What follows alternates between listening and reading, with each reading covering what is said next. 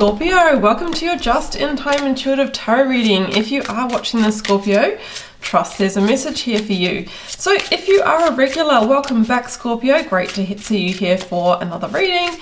And if you are a newbie, welcome. My name is BRONYA. I'm an intuitive tarot reader and looking forward to bringing you through this message. If you do enjoy it, either way, please do like, share, comment, but most importantly, hit the subscribe button. Keeps the lights on and the readings flowing, and yeah, it really supports smaller channels like mine, so I'd be really grateful for that. Now, I'm just getting started here with a couple of oracles to frame us up, and I have two here. I have Cancer and cycles and phases. So you might be dealing with a Cancer, Sun, Moon, Rising, or Venus. You might have a significant placement in Cancer in your birth chart here, Scorpio, but the energy of Cancer is the Chariot in the major arcana, it's the Queen of Cups in the minor arcana, and it can talk about our emotional realm, can talk about making bold decisions, but feeling, you know, the emotional roller coaster in that process. And I also have cycles and phases, right? So maybe there is a cycle that is ending, beginning.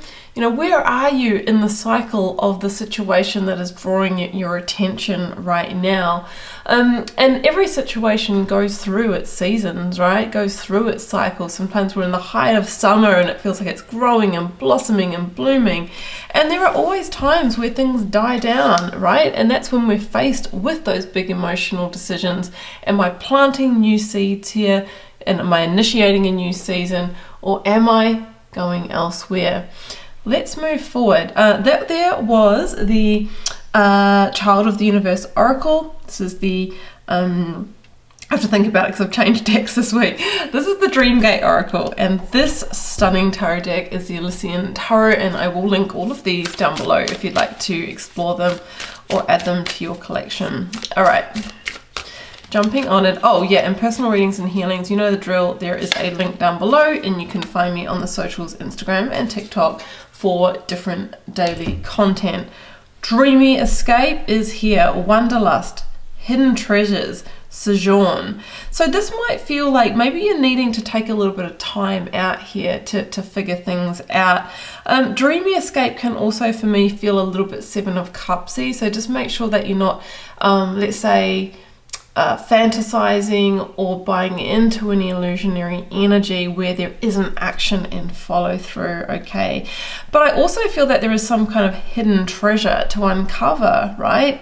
In this situation, maybe in your next cycle, in your next phase. Let's see where this is all going, Scorpio, and how did you go on the full moon? I have my moon placement in Scorpio. I'm reading this in the wake of the full moon, and of course, Scorpio, you know, it's more intense for you being that sign, but the Scorpionic energy of that moon was the death and rebirth. It is the cycle. You know, maybe you feel like you're in that bardo, in that void space before the next season begins. All right, we have got the Seven of Wands, and the Seven of Wands is often to do with the fight, the resilience, the determination, the push, when we have a lot of you know, energy coming at us, right, where the odds don't really feel in our favor, but the message is you have the higher ground to keep pushing and maybe find the hidden treasure in this cycle or phase. Let's keep going.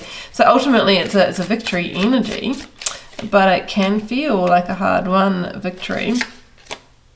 And I have the Nine of Pentacles. That's where we're getting to, right? This is all things health, wealth, vitality, and abundance. We talked about hidden treasure. Well, the Nine of Pentacles is pretty high up in terms of, well, I mean, it's often to do with our finance and resource, but I wouldn't rule out physical health with this as well. Now, the Nine of Pentacles could be that you have been on a solo journey in terms of entrepreneurial activity, or you're wanting to elevate you're, you know, into a leadership position at work, or you're going on your own journey to, like I said, improve your vitality or something like that. And again, like maybe there is, you know, a new cycle that is opening up, another level that you're heading in. But I mean, that is a treasure card. That is absolutely a treasure card, and it's you entering into a new magnetic phase, Scorpio. Maybe that moon was just a big old clear out for you, or the Lovers is here. So let's not rule out love when this comes through. But the Lovers is not limited to romantic love. It's actually a choice card. Like before, it was just you just see this card and go, oh, twin flame, soulmate, soul flame, twin mate. Let's mix it up.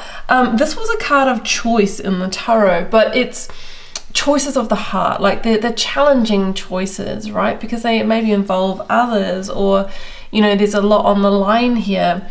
So I feel that maybe you are facing some kind of choice, right? It could be extracting yourself from a partnership, going out on your own with that Nine of Pentacles energy. You might be considering leaving a relationship, but I just get the feeling that cycles and phases, maybe there is, if you can push through this particular phase that you're going through, there is a new hidden treasure, right? But it might take vulnerability. It might take a bigger push or fight here. But that's the energy that is coming through. The Queen of Pentacles, yeah, she's a reinvestor in the situation for me. Like she's Capricorn energy. And I often say, because Capricorn rules the devil in the major arcana, that she's danced with the devil, right? So she's gone through maybe feeling disempowered. She's gone through hardship. You know, maybe, you know, a cycle where you haven't been seeing eye to eye with someone, or there's been a level of toxicity, but she has refocused her energy and nurtured it, and of course stepped into the queendom energy, gender in specific, but as a metaphor for stepping into the power and overcoming and doing the work and digging deep, and you know, liberating from whatever was holding back. And because of that, things are flourishing and things are growing. So yeah, I just get the feeling that the hidden treasure can be uncovered. I'm not actually feeling an ending situation, but an end of a phase, or end of a cycle. Yeah, here's the Ten of Cups. Guess what's at the so many and the Six of Pentacles are here. So I mean, the Ten of Cups is, you know, like it's a top level blessed life, happy ever after energy, without being, you know, too much in the toxic positivity. The Six of Pentacles ultimately is the tables turning, right? So what I get is the situation was down for a certain amount of time. It was in its winter. Let's come back to those seasons. But there is an opportunity to reinvest, to level up within this situation, and that action turns the table and you start receiving what you always wanted from it. So the Ten of Cups, like I said, feels like a blessing. It feels like, you know, we are you know, on a beautiful wanderlust dreamy escape.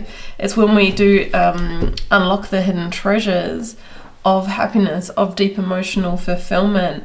But usually it's playing that long game and being willing to, let's go back to that Scorpio full moon. We have to dig into the shadow. Sometimes we have to dig into the icky stuff to actually, you know, get to the light and to really recognize that. Whereas too many people get to the Seven of Wands when it feels like a push and a struggle, and they exit out, right?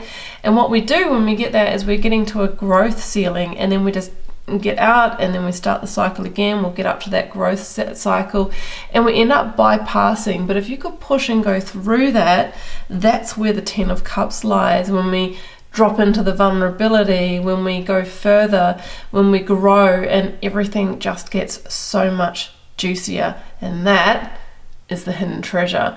So Scorpio, I hope that made sense, and I'm gonna leave it here and wish you the very best with this.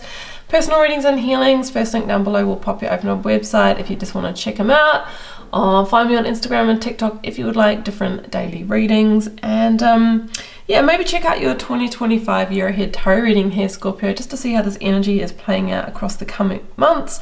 And I am wishing you all the love and magic. Do take care. Bye for now.